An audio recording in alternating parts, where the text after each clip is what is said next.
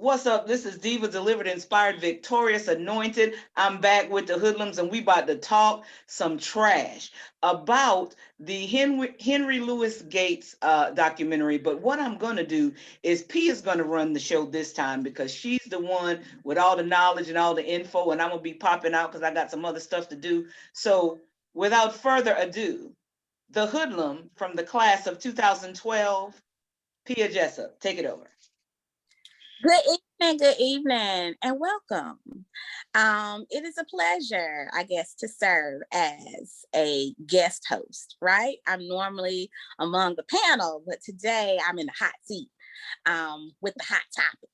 So we're going to keep it going. So as our leader has said, we're going to be discussing tonight The Black Church by documentary, that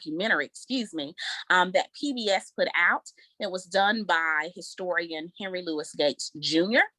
It was a two-part event, 2 hours long each particular episode. And so we're going to break down some things that we saw that was celebratory, and even start to look at some things that may have been problematic with the telling of the Black church history. One thing that stood out to me, I was glad to see some note from the perspective of the value of women in the Black church. We saw a lot of that more so in the second part of the series. The first part of the series really began with that in-depth history. Us, being a part of Hood, having history in Zion named after one of our bishops, Bishop James Hood. There was a little bit of a resentment that I did see among some clergy because there was very little mention of the AME Zion Church.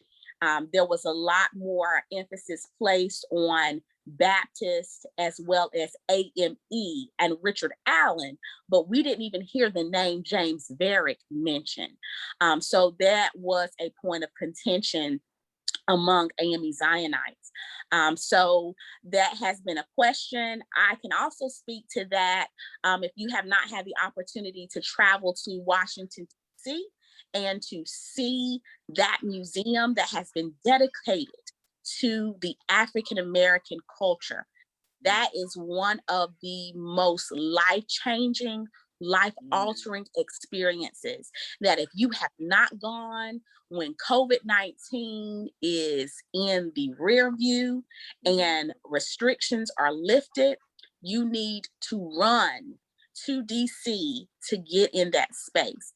And I say that because it echoes some of the same sentiments when you look at the significance of the Black church. There was a place in there, Harriet Tubman is mentioned. There on display is a shawl that she received from Queen Victoria that's on display case. But in the mentioning of people like Harriet Tubman and Frederick Douglass, there's no mention of them being a part of the AME Zion Church. So that was very interesting. I know geographically, though, the more north you travel, you see more of the AME. Once you start coming down south, that's when you start picking up the AME Zion. And really, North Carolina, as it was described to me by my presiding elder, Dr. A.D. Brown, that North Carolina is the hotbed of Zion. I would say so, definitely. Yeah, the most concentrated area of Zion churches. And once you leave the borders of North Carolina, it starts to get more spread out with Zion. But just in general, what are some of your takes? What were some of your takeaways from the documentary? Well, it was a good history the first night. It was really, to me, as a person who's steeped in church history, it was kind of like a refresher course, because I grew up, and don't kill me, but I grew up AME. So, Richard Allen and the talk of all of that, that's stuff that I knew from like 6 years old.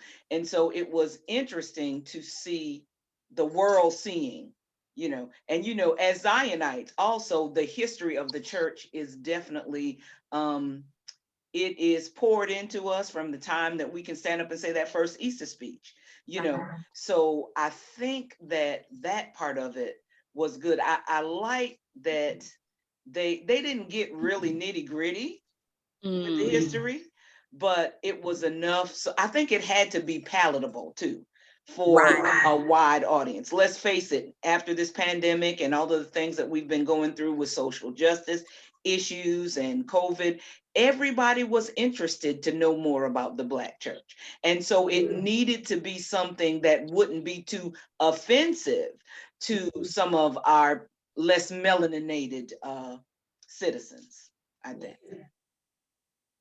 Okay. For me, I agree with Deidre as far as I love history. Being raised in the Low Country near Charleston, that was always something that we always talked about or heard our grandparents or our aunts really talk about as far as the history. And then coming from the place where I was actually reared, which is a place that's called Pineville, South Carolina, a lot of the area in which I lived was as a result of slaves. And we are their they are our ancestors, and we are the byproducts of where they've been, you know what I'm saying? And so I just love history. Now, I was born and reared Baptist. Both of my grandfathers actually were Baptist ministers. And so in my area, even we had AMEs. Now, AMEs were galore down in that area, but I'd never heard of AME Zion until I met my husband in Charlotte. And to be honest, when I first heard, he was talking about his church, I thought that was the name of the church. But then when it was like, no, that's the denomination, I'm like, well, what's AME Zion? What's that? I mean, is that a cult or something? I mean, what, I'd never really heard about it or had been exposed to it. But now being within the denomination, as a result from my marriage, I've come to really appreciate the history of how we were even brought forth as a result of the struggle. And so when I was looking at the documentary, because I love history, it was really good. But I too noticed, well, dog, I mean, AME Zion, wasn't really highlighted as much as I would have loved to see it, highlighted. And even when they were talking about the first African-American bishop on the AME side, I was sitting there, I was like, well, what about the AME Zion? Hey, we got I mean, you gonna leave her, just sitting kind of on the side and saying that kind of things. But, I think it gave an overall good view, but it also left you thirsty, wanting to know more. I think, which I think is good for any story, wanting you, making you want to kind of delve into it even more to find out more about it. But yeah, there were some things that were lacking that kind of rubbed you not in a good way. Which leads me, because y'all know this would not be a Hoodlums Talking Trash discussion if we did not hit those controversial moments and the things that did not tickle our fancy. So talk to me. What parts, and I'm more sure we're going to now segue into the second episode. Yes. What areas did you find to be problematic? I think it's always problematic when the historical aspect of the women who are present in any movement. And let's face it, there is no movement in which we are not present. Boom. When it is downplayed, I always look. My husband says that I am he calls me Manasonic, but anyway, like misogynistic, But I'm always looking at the disparity between the number of male speakers and the number of woman speakers. I always notice that. I always notice that even this month, do y'all know that this month is Pastors' Wives Appreciation Month? Not Pastor Spouses Appreciation Month. Pastors' Wives Appreciation Month. So when there is such a disparity, when there is such a patriarchal spin on everything, that always gets my goat, because I'm like, listen, you cannot tell me that I, as a woman, can't carry the word, because Mary carried the word for 9 months, okay? And it was Mary Magdalene that carried the word to tell that he was risen. So he is risen. So when I see where they even glossed over how difficult it was for Wow. women to become licensed, to become recognized. There was my best friend's mother, who was also friends with my mother. She was a Baptist preacher. Do y'all hear me? But she was a missionary, because they wouldn't ordain her, and she wouldn't let nobody call her a preacher. But she traveled all over the country. Elizabeth W. Young, she traveled all over the country and wore gigantimous, beautiful hats, and spoke so eloquently and could light up a church. But she was never given the title preacher. And Wow. when we see those types of things, and we see how that was kind of, even when they talked about the civil rights movement, Yes. notice that they talked more about the men. And that's always the case. Even with Jesus' ministry, it was the women who financed, who supported Jesus's ministry. And yet women are not named as disciples. So y'all know that's how I feel about that. Absolutely. And so there is this sense in which that the Black church was birthed right out of persecution. And the same Black church that grew and prospered because of their faith in God to establish a place of worship would then turn around and persecute some of the very ones who helped build its foundation. How did we become this church that has now turned on itself? Um, and so we're seeing that evidence even today. There has been a drastic decline in the Black church membership. Whether you're a part of the AME Zion Church, AME Church, the Baptist Church, Kojic, we're seeing a drastic decline. We're not talking about just in general attendance, because we know COVID-19 kind of put everybody in a different space. But we, according to Pew Research, we just started to see, particularly in our millennial group, where they were saying, you know what, I don't want to deal with y'all. I'm spiritual, but I'm not religious. I'm not religious. And I think, I'm sorry, I don't mean to cut you off. I think that has to do with church hurt. I don't want to talk about it. Right. I want to talk about it. But church hurt has caused so many of our young Black people to seek other ways of expressing their spirituality, because they don't feel welcome in the church, because the church mothers be like, that dress too short. Why she gotta have all that cleavage out? Do she need to have all them earrings? Why is her hair purple? Lord have mercy, she looked like a boy. And that's not just the church mothers, that's everybody. And then there's also the sexual thing, because we know we got some predators, sexual predators. And I'm just gonna say it, because I'm gonna be off of here early and y'all gonna still have to talk about it. But we have that.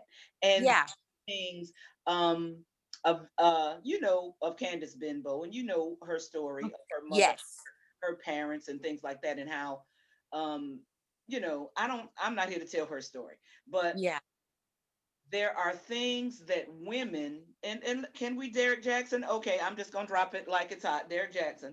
Can we really be honest about that? That women in the Black church are socialized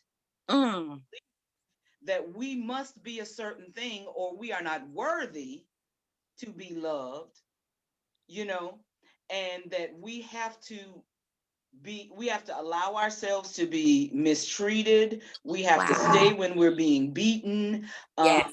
sexually assaulted. Don't talk about it. Don't talk about it. So it's all of these different things that is pushing the millennials. And on top of all of that, every time we see a big name in the church, whether it's somebody Black or whether it's somebody white who falls really hard, it like shatters the faith of some people because they have been taught to put their faith in preachers. Wow. And not in God. So that it's interesting that you bring that point up, because immediately as you started talking about, you know, women suppressing certain feelings and not speaking out against abuse and the misogyny that goes on, because we've been conditioned to be that way. I don't know if any of you have caught the Aretha Franklin documentary, but y'all, that might need to be a whole nother discussion for another day. It does. I haven't watched it yet because it's too, I heard too much. Reverend C.L. Franklin was toxic to a whole other level. And it reminds me of something that the current president of Hood said at some years back when I was a student at Hood. He came as a lecture series speaker, and he talked about like substance abuse and things, because part of that is his area. And he made the mention that we forgive everything in the Black church except for bad preaching. And when we think about that, it has become normal to know pastors and preachers who have multiple extramarital affairs and children, closeted alcoholics, suffer from all kind of sexual addictions, preying on women, young women, dare we say it, even boys, yes. young men in the church. But I'm going to go off on a limb here too, to see how we gauge pastoring in our Black churches when women are pitted against men. A man, again, can do anything and everything and be completely morally bankrupt. But I can speak to Zion and how we've done things, but you let me come up 50 cents short in those assessments. Come on. Let me just come up 50 cents short. Meanwhile, Pastor Fire Britches, come on, I like that. The words of Evelyn Braxton, laying it low and spreading it wide. And controversy has sprung up all throughout the church because they're sleeping with any and everybody in the church. And it's caused such a ruckus that is kind of covered, it's mumbled, it's pushed aside. But you let a sister pastor a church and have to go in after they pastored behind a man who's tore up, embezzled money, and done God knows what else. And they expect us to work a miracle, preach to fill the pews till there is no more room, and raise enough money to pay all the assessments and then some. That is the level of pressure a lot of times women are under. And have you noticed the scrutiny that has been placed on, and maybe I'm saying this because I started out young, and some people would still say, you know, baby, you still young. Baby, you still young. With the dress code. Because I resolved in my mind, I wasn't going to look like I was coming off the Mayflower. But I have never seen men be pulled aside to talk about their Easter color suits that they want to prance the church in. But because my hem stops at my kneecap, why is it my responsibility to control another man's urges when he looks at my lube? That ain't got nothing to do with me. That's his problem. Mm-hmm. You understand what I'm saying? Yeah. So I think there are a lot of issues. And as you were talking, I just got triggered, you know. Well, but there are a lot of issues that remain silent that Sure. nobody talks about. There are a lot of issues, whether it's having to do with the disparity in the treatment, the disparity in the salaries. Hello, somebody. And I'm not complaining about mine. If some of my members are looking, I love y'all. Y'all doing good. But I'm just saying the disparity, you know, and a lot of times, like you were saying, as women, we'll be given churches that may not even have a salary. Hello. But we have to come up with what we need to come up with. And that's great. As you know, I pastored a church that had 5 active members. You know, there was a lot of stuff going on, and when it was time, when the bishop finally decided to close the church, all of the other male pastors then wanted to jump in and say what we could do to save it. But when I was having programs to raise money, and the only people that were there were me and 2 of my members and whatever person was invited, where were you then? You know, so and I might sound like I'm bitter, but I promise you I'm not, because I understand that sometimes you learn what to do and sometimes you learn what not to do. And I take everything as a lesson. So I learned the lessons that I needed to learn. And what I learned was I got to put my trust in God. Hello. All the way. Because pastoring is not a hayride. It is not. You have to be there for those people. They have to know. The members of the church need somebody who's going to lead them, not just lead them to go to every connectional and denominational function, but is going to lead them to get to know God better. It's going to lead them to develop their own relationship with God. It is one thing when you have a congregation that knows the church, but doesn't know the Bible. If they know the church but they don't know the Bible, you're not doing your job. Right. So I'm just, you know, you see, me and you, Tanya, you I know you got something to say, but you know, me and Pia are just so Yes. Go on, jump in here. Double dutch it. Just now I'm just kind of just listening right now to both of your, you know, point of views with everything, and I have seen, definitely noticed, witnessed, and experienced sometimes the unstable opinions or thoughts of a male versus a female. I know that even, again, coming from my hometown where I'm from, again, that's Baptist, but still, even just recently, I was asked to speak there for a Women's Day program, and I was not allowed in the pulpit.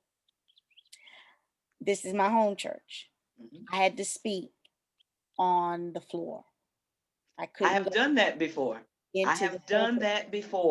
But you know, but speaking to the strength of a woman is the fact that I think that because of what we have experienced and where we have been, that our love for God is so genuine to the point that whether I'm in your pulpit or whether I'm on the floor, the bottom line is that I'm doing what God has called me to do. And it ain't about you and it ain't about me. So even your personal thoughts or your personal opinions, that's between you and God. You deal with it however you feel or however God leads you to deal with it. But that will not stop me from being who God has called me to be. And absolutely. So, you know, there's so much that we are facing with, like you said, within our Black churches, as far as, you know, our dress attire, as far as, you know, our going against our, and I'm saying mothers, and I mean the seasoned saints, you know, their opinions and what they think are appropriate, and not coming against them, because I too feel as though there is protocol and there is, proper attire when you are coming to church, whether you are Right. laity or whether you're clergy. I think that it's not about me coming in there, knowing I'm dressed from the hill, and I'm not there really to worship God. I'm there to see who looking at me. Or I'm here to see, who attention I can grab. And it's not about that. You know what Right. I'm saying? And so sometimes even when we are talking to our young ladies, or trying to rear them, or trying to train them, or talk to them, understanding that yes, there are